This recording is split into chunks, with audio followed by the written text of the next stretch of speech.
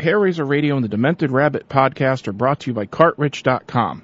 Get 65% off replacement printer cartridges for most brand name printers today. That's www.cartrich.com. And welcome everybody to another Demented Rabbit podcast here on the Scott Haire YouTube channel. Of course, I am Scott Haire. Couple things, housekeeping items before we get this thing started. I figured out what's going on with my video editing software. It's one of the reasons why I couldn't get the WrestleMania review out there. It's stuck in a trial program mode.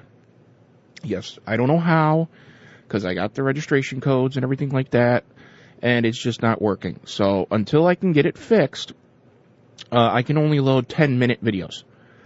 And I can't reformat it and bring it straight over to YouTube because it doesn't give me that option either. So I'm trying to get that fixed as we speak.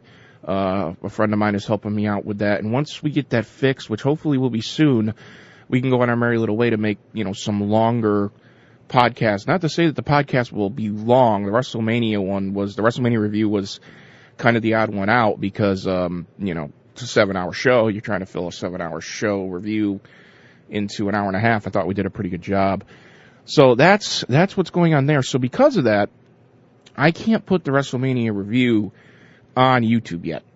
So what I'm going to do is I want to, it's been now 2 weeks since WrestleMania.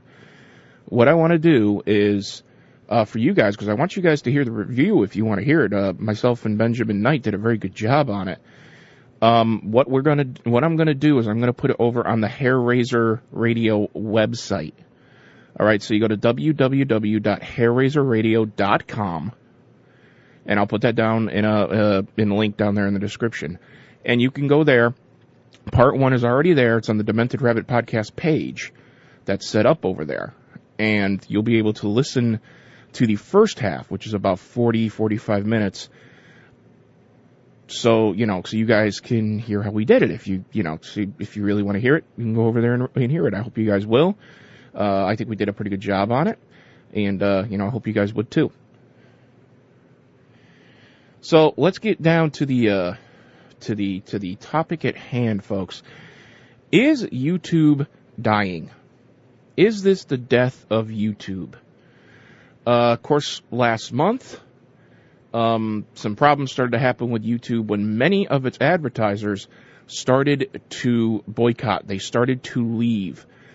These companies include PepsiCo, Walmart, Starbucks, I believe AT&T, Verizon, Johnson & Johnson, and Volkswagen also pulled their ads, and I think more have to this point, because this all started back in, I think, at the end of March.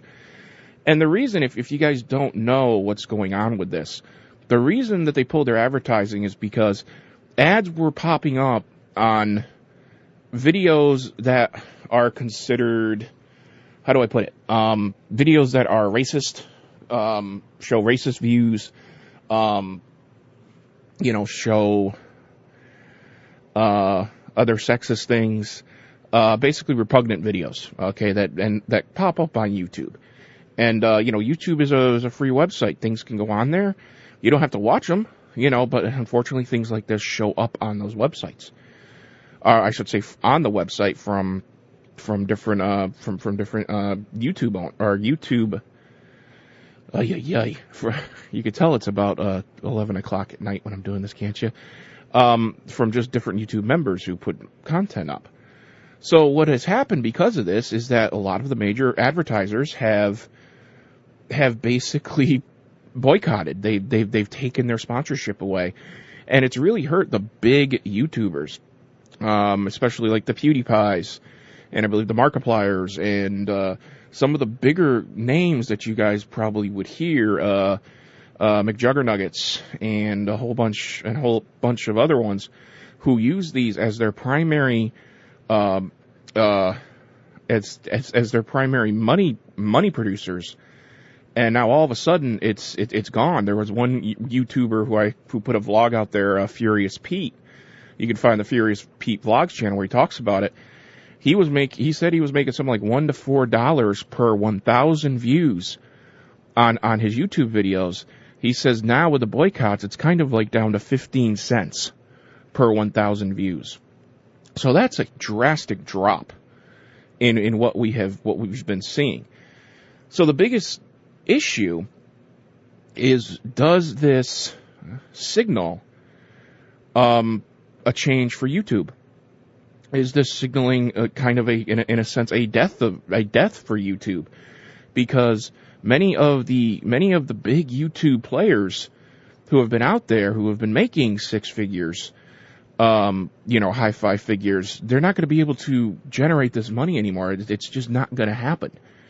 So you're probably going to see YouTube change.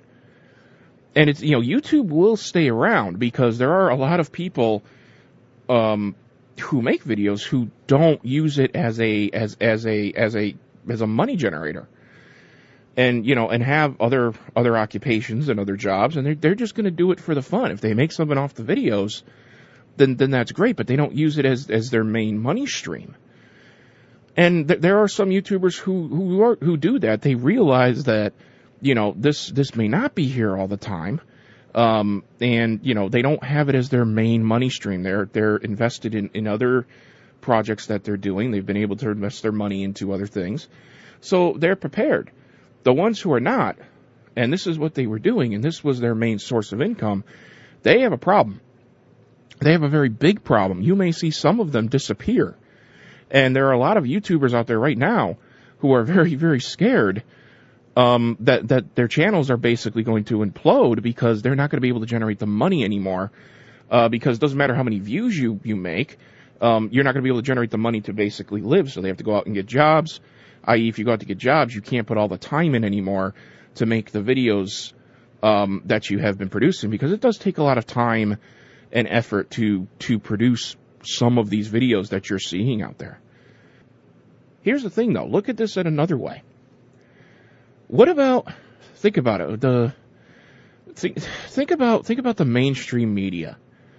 Think about all the problems we've had with the mainstream media. With their false reporting, their exaggerated reporting. We just have to go back and look at the presidential election, and just lately the Syrian gas attack. You could actually go to YouTube and you could find videos where you're seeing the rows of bodies, and underneath the sheets people are moving. So I mean, there's an obvious false flag with the Syria bombing, and this could be a huge mess right now. We're in an absolutely huge mess. But what I'm trying to get to is YouTube is a alternate source for alternate news, or I should say, is an alternate source for news, for news sources. You have a bunch of people who put their content on YouTube, including Alex Jones and InfoWars. And there's a bunch of little ones out there too, which I go to. I'm sorry, I can't remember the names, or I would definitely point them out. But could this also be a way to kind of cut them off? Because think about it like this.